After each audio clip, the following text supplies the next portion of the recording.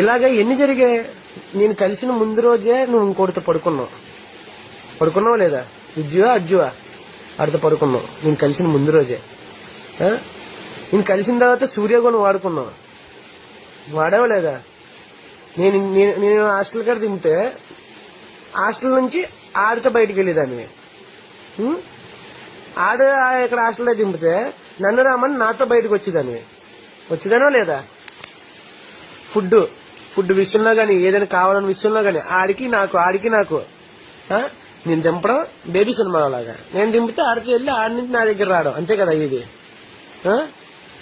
అయినా సరే ఓచుకున్నానా లేదా? చెప్పు, ఓచుకున్నానా లేదా? ఎవరి దగ్గర నువ్వు దెబ్బలు కాయలేదన్నావు. నేను దెబ్బలు ఎందుకు కొట్టానో తెలుసా? నువ్వు మారుతావనే కదా కొట్టాను ప్రతి దెబ్బ. ఇప్పటికీ ఎవరి దగ్గర దెబ్బలు, ఎంతమందితో ఉన్నాను ఎవరి దగ్గర దెబ్బలు కాయలేదు అంటావు కదా. ఎందుకు కాయలేదు? వాళ్ళందరూ నిన్ను వాడుకోవడానికే చూశారు, దీనికి చూశారు అందరూ.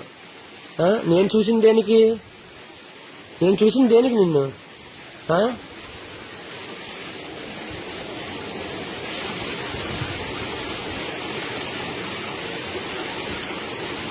నువ్వు చేసిన తప్పులు ఎలాంటివైనా సరే నేను సరిదిద్దుకుని వచ్చాను.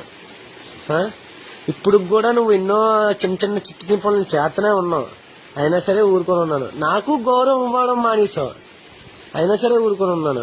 ఆ గుంటడు విషయంలో కూడా గౌరవం ఇవ్వడం మానేసావు. ఇంక ఊరుకోవడం ఎలాగవుతుంది చెప్పు? ఇంకా రిపీట్ అవుతుంది ఇది? అవుతుంది అవదా? అవ్వదు కదా, ఇంకా రిపీట్ అవ్వదు ఇది పక్క. ప్రామిస్. రిపీట్ అయితే ఏం చేయాలి నువ్వే చెప్పు. చంపడం కాదు, నేను చచ్చిపోయి ఈ వీడియోని బయట పెట్టేసి చచ్చిపోతాను, సరేనా? ఓకేనా? నా దగ్గర తిన్నంగా ఉండి నన్ను నిజాయితీగా ప్రేమించి నిజాయితీగా ఉంటావు కదా? నా మాట వినుకొని నన్ను నిజాయితీగా ఉంటావు కదా?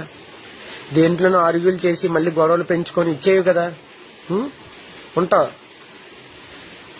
ఏదన్నా చిన్న తేడా వస్తే మాత్రం నీ విషయంలో ఈసారి నేను చచ్చిపోయి ఈ వీడియో నేను జనాలకు పెడతాను ఖచ్చితంగా. అర్థమైందా?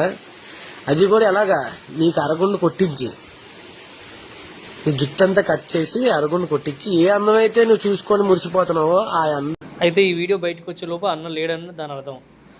ఏదేమైనా సరే కానీ ఇన్ని చేసినా విడాకులు తీసుకునే వాళ్ళంతా వాళ్ళు ఉండాలి. కానీ అన్న నాకు తెలిసి నువ్వు ఇన్ని తెలిసి కూడా నువ్వు పక్కన పెట్టుకున్నావు అంటే నీ అంత మూర్ఖుడు ఎవరు లేడని